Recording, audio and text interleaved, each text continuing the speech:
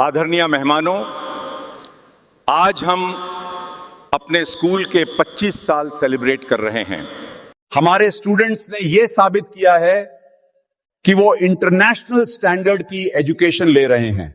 लेकिन हमारे 25 साल के इस सफर में आज मैं आपके सामने एक ऐसे इंसान को लाना चाहता हूं जो हमें याद दिलाएगा हमारी जद कहां है। मुंबई के एक पॉश एरिया में एक बहुत ही फेमस इंटरनेशनल स्कूल था, सिल्वर ऑक ग्लोबल एकेडमी। सुबह 7 बजे से ही स्कूल के बाहर BMW, ऑडी और फॉर्च्यूनर की लाइन लग जाती थी। पेरेंट्स सनग्लासेस पहने हुए हाथ में कॉफी कप लेकर अपने बच्चों को ड्रॉप करते। स्कूल के अंदर जाते ही लगता था जैसे कोई 5 स्टार होटल हो। AC की ठंडी हवा, शाइनी मार्बल फ्लोर और हर जगह इंग्लिश ही इंग्लिश। लेकिन इसी चमक धमक के पीछे एक छोटा सा लड़का रोज सुबह सबसे पहले स्कूल पहुंचता था। उसका नाम था आरव। आरव लगभग 11 साल का था। उसकी शर्ट पुरानी और धुली हुई होने के बावजूद फीकी लगती थी। हाथ में होता था एक पुराना सा झाड़ू और बाल्टी। जब स्कूल बस से बच्चे उतरते, ब्रांडेड बैग पहने हुए हंसते हुए अंदर जाते। आरव कॉरिडोर के कोने में चुपचाप खड़ा रहता। वह स्टूडेंट नहीं था, वह स्कूल का क्लीनिंग हेल्पर था। उसका काम था क्लासरूम के डेस्क साफ करना, फ्लोर पोंछना, डस्टबिन खाली करना। जब वह झुककर काम करता, उसके पास से पॉलिश्ड शूज की टक टक आवाज गुजरती। कुछ बच्चे उसे देखकर मुंह बना लेते, कुछ इग्नोर कर देते। एक दिन लंच ब्रेक में आरव क्लासरूम साफ कर रहा था। तभी एक लड़के के हाथ से केचप गिर गया फ्लोर पर। वह आरव की तरफ देखकर बोला, ओए क्लीनर, जल्दी साफ कर, बदबू आ रही है यार। पूरी क्लास हंसने लगी। आरव ने कुछ नहीं बोला, सिर्फ चुपचाप झुककर साफ कर दिया। आरव को अपने माँ बाप का चेहरा भी याद नहीं था। बचपन से ही रेलवे प्लेटफॉर्म और छोटे झुग्गी एरिया में बड़ा हुआ था। लोगों की बातें सुन सुनकर उसने सीख लिया था चुप रहना ही सेफ है। लेकिन उसके अंदर एक छुपा हुआ सपना था। जब टीचर्स इंग्लिश में पढ़ाते, आरव का कान खुद ब खुद उधर चला जाता। उसे इंग्लिश एक गाने की तरह लगती थी। रात को जब स्कूल बंद हो जाता, आरव अपनी झोपड़ी में जाकर एक टूटे हुए आईने के सामने खड़ा होता और धीरे से बोलता, good good good morning, how are you. उसकी आवाज हिलती थी पर आंखों में चमक होती थी। उसे लगता था एक दिन वह भी फ्लुएंट बोलेगा। लेकिन अगले दिन जब वह हिम्मत करके किसी टीचर को बोलने की कोशिश करता, सर आई क्लीन दिस, तो पास के बच्चे फिर हंस देते। आरव फिर चुप हो जाता। उसका सपना धूल के साथ फिर से चिपक जाता। लेकिन वक्त कभी रुकता नहीं। समय धीरे धीरे आगे बढ़ रहा था। स्कूल के नोटिस बोर्ड पर एक बड़ा पोस्टर लग गया, Silver Oak Global Academy 25 year celebration. हर जगह डेकोरेशन शुरू हो गया। Lights, banners, stage rehearsal, dance practice, पूरा कैंपस फेस्टिवल जैसा लग रहा था। स्टूडेंट्स अपने परफॉर्मेंसेस की प्रैक्टिस में बिजी थे। कोई वेस्टर्न डांस, कोई इंग्लिश स्पीच, कोई बैंड परफॉर्मेंस। और इन सब के बीच स्टेज के नीचे झुककर वायर्स के पास डस्ट साफ कर रहा था आरव। वह काम करते करते रिहर्सल देख रहा था। उसकी आंखों में एक अजीब सी क्यूरियोसिटी थी, जैसे वह सिर्फ सफाई नहीं कुछ सीख भी रहा हो। उसी वक्त स्कूल के principal mister Mehta stage inspection के लिए आए। वह काफी स्ट्रिक्ट और इंटेलिजेंट इंसान माने जाते थे। सब परफॉर्मेंसेस देखने के बाद उन्होंने माइक उठाया और बोले, I am not satisfied. Hall में सन्नाटा छा गया। सब सोच रहे थे अब डांट पड़ेगी। मिस्टर मेहता ने आगे कहा, इस 25th एनिवर्सरी पर मैं एक स्पेशल सेगमेंट चाहता हूं। कोई एक स्टूडेंट स्टेज पर आकर 5 मिनट पूरे हिंदी में बोलेगा, एक भी इंग्लिश वर्ड नहीं। सब स्टूडेंट्स एक दूसरे की तरफ देखने लगे। जो रोज इंग्लिश बोलकर प्राउड फील करते थे, आज उनकी बोलती बंद हो गई। हिंदी टीचर मिसेस शर्मा मुस्कुराकर बोली, सर ये तो इजी है, हमारे पास टॉप स्टूडेंट्स हैं। उन्होंने क्लास टॉपर आर्यन को बुलाया। आर्यन कॉन्फिडेंट होकर स्टेज पर चढ़ा, फिर बोला, हमारे स्कूल वेरी गुड, मेरा मतलब बहुत अच्छा है। We all enjoy. Mister Mehta ने हाथ उठाकर रोक दिया। मैंने कहा है एक भी इंग्लिश वर्ड नहीं, बिल्कुल शुद्ध हिंदी। आर्यन का गला सूख गया। वह अटकने लगा। फिर दूसरा स्टूडेंट बुलाया गया, फिर तीसरा।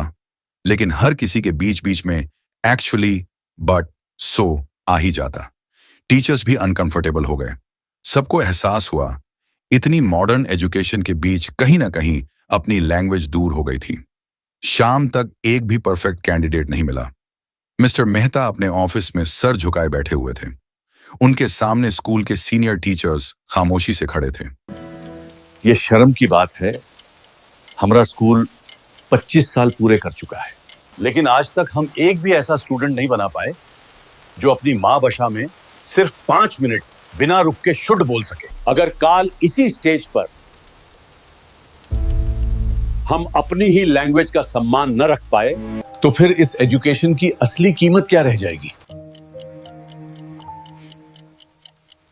बाहर हल्की बारिश हो रही थी। इसी वक्त कॉरिडोर में झाड़ू लगा रहा आरव उनकी बात सुन रहा था। उसका दिल जोर से धड़कने लगा। उसने कभी स्कूल की किताब नहीं पढ़ी थी, लेकिन रद्दी से उठाए हुए अखबार पढ़ पढ़कर उसने हिंदी सीख ली थी। कुछ सेकंड तक वह दरवाजे के बाहर खड़ा रहा, फिर हिम्मत करके दरवाजा खटखटाया। रूम के अंदर सब टीचर्स ने मुड़कर देखा। ये क्लीनर यहां क्या कर रहा है? आरव धीरे से बोला। सर, अगर इजाजत हो तो मैं ट्राई कर सकता हूँ। रूम में हल्की हंसी की आवाज गूंज गई। एक टीचर ने तीखे सुर में कहा, तुमसे नहीं होगा, जाओ अपना काम करो। लेकिन मिस्टर मेहता ने हाथ उठाकर सबको चुप करा दिया। उन्होंने आरव की आंखों में देखा। उन आंखों में डर भी था, पर साथ ही खुद पर भरोसा भी। मिस्टर मेहता बोले, जब कोई और रेडी नहीं है तो इसे एक मौका देने में नुकसान क्या है? या तो यह हमारी इज्जत बचा लेगा या फिर हमें और ज्यादा शर्मिंदा कर देगा। मैं ये रिस्क लेना चाहता हूं। टीचर्स ने एक दूसरे की तरफ देखा। कुछ लोग मुस्कुराए, कुछ ने सिर हिला दिया। उनके लिए आरव सिर्फ एक सफाई करने वाला लड़का था। उन्हें नहीं पता था, यह लड़का हर रात आईने के सामने खड़ा होकर सिर्फ अल्फाज ही नहीं, अपनी पहचान भी धीरे धीरे मजबूत करता था। अगले दिन फंक्शन था। सबके दिमाग में एक ही सवाल घूम रहा था, क्या आरव स्टेज पर बोल पाएगा या स्कूल की बेइज्जती हो जाएगी? अगली सुबह स्कूल का माहौल बिल्कुल अलग था। गेट के बाहर लग्जरी कार्स की लाइन, मीडिया वैन और सिक्योरिटी गार्ड्स। ऑडिटोरियम को फूलों और गोल्डन लाइट्स से सजाया गया था। बड़े स्क्रीन पर लिखा था, सेलिब्रेटिंग 25 इयर्स ऑफ एक्सीलेंस। आगे की रो में शहर के मेयर, बड़े बड़े बिजनेस टाइकून्स, सेलिब्रिटीज और मशहूर जर्नलिस्ट्स बैठे थे। सबके चेहरे पर एक्साइटमेंट थी, लेकिन बैक स्टेज तूफान से पहले की शांति थी। मिस्टर मेहता ने प्यून को बुलाया और धीरे से कहा, आरव को ले आओ और जो नया यूनिफॉर्म रखा है वो पहना दो। 15 मिनट बाद जब आरव बाहर आया, उसे पहचानना मुश्किल था। सफेद शर्ट, काला पैंट, उसके बिखरे हुए बालों को अच्छी तरह से संवारा गया था, पर कपड़े नए होने के बाद भी उसके हाथ की खुरदुराहट छुप नहीं रही थी। वह थोड़ा कांप रहा था। टीचर्स लाउंज में फुसफुस शुरू हो गई। एक टीचर हंसी दबाकर बोला, सर सच में पागल हो गए हैं क्या? इस गंदे से लड़के को स्टेज पर चढ़ा देंगे, स्कूल की इज्जत मिट्टी में मिल जाएगी। स्टूडेंट्स की लाइन में आर्यन अपने दोस्तों से हंसकर बोला, आज क्लीनर भाई स्पीच देंगे। फंक्शन शुरू हुआ। Dance, music band, English debate, सब पर लोगों ने तालियां बजाईं। फिर मिस्टर मेहता स्टेज पर आए। उनकी आवाज आज और ज्यादा गंभीर थी। आदरणीय मेहमानों, आज हम अपने स्कूल के 25 साल सेलिब्रेट कर रहे हैं। हमारे स्टूडेंट्स ने यह साबित किया है कि वो इंटरनेशनल स्टैंडर्ड की एजुकेशन ले रहे हैं।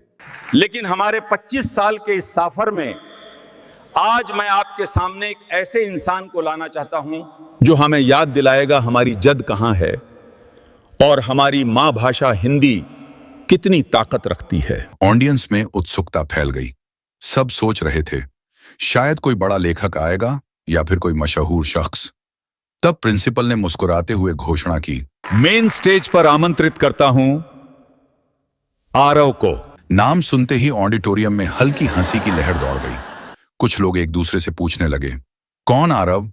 पीछे से किसी स्टूडेंट ने जोर से बोला, अरे वो झाड़ू लगाने वाला लड़का। पल भर में पूरे हॉल में जोरदार हंसी फैल गई। हंसी इतनी तेज थी कि कुछ लोग तो कुर्सी से गिरने ही वाले थे। आरव धीरे धीरे सीढ़ियां चढ़कर स्टेज पर आया। उसके सामने हजारों लोगों की नफरत और मजाक भरी नजरें थीं। स्पॉटलाइट सीधा उसकी आंखों पर पड़ रहा था। उसने माइक पकड़ा, पर आवाज नहीं निकली। नीचे से किसी ने फिर चिल्लाया, भाई झाड़ू ही मार दे स्पीच की जगह। 2-3 लोग फिर हंस पड़े। आरव ने आंखें बंद कर ली। उसके दिमाग में उसका टूटा हुआ आईना फ्लैश हुआ। झुग्गी की रात, न्यूज़पेपर के टुकड़े और वह लाइन जो वह रोज बोलता था, एक दिन मैं बोलूंगा। उसने गहरी सांस ली। फिर आंखें खोली। इस बार उसकी गर्दन सीधी थी। वह माइक के पास झुककर धीरे से बोला, नमस्कार। हॉल तुरंत चुप हो गया। लोग सीधे होकर बैठ गए। मैं आज यहां जीतने नहीं आया हूं, मैं आज यहां बोलने का साहस लेकर आया हूं। मेरा नाम आरव है। मैं इस विद्यालय में सफाई का काम करता हूं। जब आप सब अपने बस्ते लेकर क्लासरूम्स में जाते हो, तब मैं झाड़ू लेकर कॉरिडोर्स में खड़ा होता हूं। आपके जूते चमकते हैं और मेरे हाथ धूल से भर जाते हैं। पर आज मैं आप सबसे एक सवाल पूछना चाहता हूं। क्या हाथ मैले होने से सपने भी मैले हो जाते हैं? मैंने भाषाएं किताबों से नहीं सीखी, मैंने उन्हें सुनकर महसूस करके सीखा है। रात को जब विद्यालय बंद हो जाता था, तब मैं टूटे हुए शीशे के सामने खड़ा होकर धीरे धीरे शब्द बोलता था और फिर मुस्कुरा देता था, क्योंकि मुझे विश्वास था शीशा टूट सकता है पर सपना नहीं। आज जब मैं इस मंच पर खड़ा हूँ तो शायद कुछ लोग सोच रहे होंगे, सफाई करने वाला यहाँ क्यों? सच कहूं, कल तक मैं खुद भी यही सोचता था। फिर मैंने खुद से पूछा, अगर कपड़े साधारण हों तो क्या आवाज भी छोटी हो जाती है? मैं इस विद्यालय का सबसे बुद्धिमान विद्यार्थी नहीं हूं। मेरे पास कोई इनाम नहीं है, पर मेरे पास एक चीज जरूर है, सीखने की भूख। मैं बस इतना कहना चाहता हूं, विद्यालय सिर्फ उनका नहीं होता जो पहली पंक्ति में बैठते हैं। विद्यालय उनका भी होता है जो दूर खड़े होकर सपने देखते हैं। हो सकता है मैं कहीं रुक जाऊं, हो सकता है मुझसे गलती हो जाए, पर अगर आज मैं बोल पाया तो शायद कल कोई और भी साहस करेगा। मैं सिर्फ सफाई करने वाला नहीं हूं, मैं भी एक इंसान हूं, और इंसान की पहचान उसके कपड़ों से नहीं, उसके प्रयास से होती है। याद रखिए, सपने देखने के लिए नाम लिखवाना नहीं पड़ता और बोलने के लिए इजाजत नहीं, सिर्फ साहस चाहिए। ऑडियंस बिल्कुल खामोश हो चुकी थी। हिंदी साफ, सीधी और दिल को छू लेने वाली थी।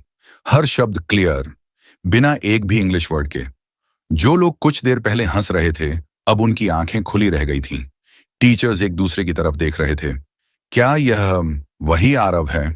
आरव लगातार 5 मिनट तक बोलता रहा, जैसे हर लफ्ज सीधा उसके दिल से निकल रहा हो। ना आवाज कांपी, ना शब्द अटके, ना आंखों में डर था, सिर्फ सच था। फिर वह 1 सेकंड के लिए रुक गया, हल्का सा मुस्कुराया और सीधा कैमरा की तरफ देखकर फ्लुएंट इंग्लिश में बोला, language is not about status, it is about identity. पूरा हॉल जैसे सांस लेना भूल गया। हजारों लोग स्टन्ड रह गए। एक 11 साल का क्लीनिंग हेल्पर पहले शुद्ध हिंदी, फिर परफेक्ट इंग्लिश। स्टेज के नीचे बैठे शहर के मेयर खड़े हो गए। क्लैप्स शुरू हो गई। मिस्टर मेहता की आंखों में खुशी के आंसू आ गए। आर्यन और उसके दोस्तों ने शर्म से सर झुका लिया। आरव अपनी बात खत्म करता है और कहता है, मैं टॉपर नहीं हूं, पर मैं सीखना कभी नहीं छोड़ा। पूरा ऑडिटोरियम खड़ा हो गया। Standing ovation. तालियों की आवाज लगभग 1 मिनट तक रुक ही नहीं रही थी। आरव स्टेज पर खड़ा था। उसकी आंखों में आंसू थे, पर इस बार ये आंसू शर्म के नहीं, जीत के थे। मिस्टर मेहता खुद स्टेज पर आए। उन्होंने आरव का हाथ पकड़ा, माइक लिया और बोले, आज से आरव सिर्फ इस स्कूल का हेल्पर नहीं, ये इस स्कूल का स्टूडेंट है। हॉल में फिर से क्लैप्स गूंज उठी। इसकी पढ़ाई, यूनिफॉर्म, बुस्टल, सबका खर्चा स्कूल उठाएगा। मैं चाहता हूं 15 साल बाद यह लड़का इस देश का नाम रोशन करे। टीचर्स जो कल तक हंस रहे थे, आज खड़े होकर ताली बजा रहे थे। स्टूडेंट्स शॉक में थे। आरव समझ ही नहीं पा रहा था क्या हो रहा है। उसके हाथ अब भी कांप रहे थे, लेकिन अंदर से वह पहली बार खुद को इम्पोर्टेंट फील कर रहा था। लेकिन यह कहानी यहीं पर खत्म नहीं होती। यह तो बस एक नए सफर की शुरुआत थी। वह छोटा सा आरव कैसे जिंदगी की कठिन लड़ाई लड़कर आज एक $1 बिलियन कंपनी का CEO बन गया। कैसे उसने उसी स्कूल को दुनिया के मैप पर ला खड़ा किया जहां कभी उसकी कोई पहचान नहीं थी। वक्त कभी किसी का इंतजार नहीं करता। कैलेंडर के पन्ने पलटे और देखते देखते 15 साल बीत गए। जिस स्कूल के कॉरिडोर में कभी आरव झाड़ू लगाता था, आज उन्हीं दीवारों पर सुनहरे अक्षरों में लिखा था, आवर प्राइड, आवर इंस्पिरेशन। लेकिन आरव कहां था? पढ़ाई पूरी करने के बाद स्कॉलरशिप पर वह देश के बाहर चला गया था, पर अपनी स्ट्रगल और वह धूल भरे दिन वह कभी भूला नहीं। जिस हाथ से कभी बेंच और टेबल साफ किए जाते थे, आज उसी हाथ से करोड़ों के इंटरनेशनल कॉन्ट्रैक्ट साइन होते हैं। न्यूयॉर्क के एक गगनचुंबी बिल्डिंग में शीशे की खिड़की के पास एक युवा खड़ा है। महंगा इटालियन सूट, कलाई पर चमकती घड़ी। वह आज एक ग्लोबल सॉफ्टवेयर जायंट का CEO है। उसकी कंपनी की नेट वर्थ अब $1 बिलियन के पार जा चुकी है। दुनिया भर का मीडिया उसके नाम के चर्चे कर रहा है। लेकिन इतनी बुलंदियों पर पहुंचकर भी आरव को याद आ जाता है वह मैली सी शर्ट, वह टूटा हुआ आईना और स्कूल का वह खामोश कॉरिडोर। तभी उसके डेस्क पर एक इनविटेशन आता है, स्कूल के 40 साल के एनिवर्सरी का। 15 साल बाद उसे चीफ गेस्ट के रूप में बुलाया गया था। आरव हल्का सा मुस्कुराया। उसने धीरे से कहा, टाइम आ गया। वह फैसला करता है, इस दफा वह जरूर जाएगा, बिना किसी दिखावे के, बिना किसी शोर के। 15 साल बाद आरव फिर से मुंबई के उसी पहचाने हुए स्कूल में कदमों रखता है। आज जब वह गेट से अंदर आता है तो सिक्योरिटी गार्ड ने इज्जत से उसे सैल्यूट करता है। कॉरिडोर में स्टूडेंट्स ऑटोग्राफ लेने के लिए उसके इर्द गिर्द जमा हो जाते हैं। वही कॉरिडोर जो कभी उसे नजरों से गिराता था। आरव सीधा मिस्टर माहता के कमरे की तरफ बढ़ता है। मिस्टर माहता अब काफी बूढ़े हो चुके हैं, बालों में सफेदी, चेहरे पर वक्त की लकीरें। आरव को देखते ही वह कुर्सी से उठकर खड़े हो जाते हैं। आंखों से आंसू बहने लगते हैं। आरव आगे बढ़कर उनका आशीर्वाद लेता है। मिस्टर माहता उसे गले लगाकर कहते हैं, मुझे पता था तू एक दिन बहुत आगे जाएगा। आरव नम आंखों से जवाब देता है, सर, अगर उस दिन आपने मुझे चांस ना दिया होता तो मैं आज भी शायद कॉरिडोर साफ कर रहा होता। मैं जो भी हूं इसी स्कूल की वजह से हूं। इसके बाद मेन फंक्शन शुरू होता है। स्टेज पर पुराने स्टूडेंट्स को भी बुलाया जाता है। आर्यन, जो कभी आरव को क्लीनर कहकर सबके सामने नीचा दिखाता था, आज एक छोटी सी कंपनी में मामूली सी नौकरी कर रहा है। वह स्टेज के नीचे नजरें झुकाए बैठा है।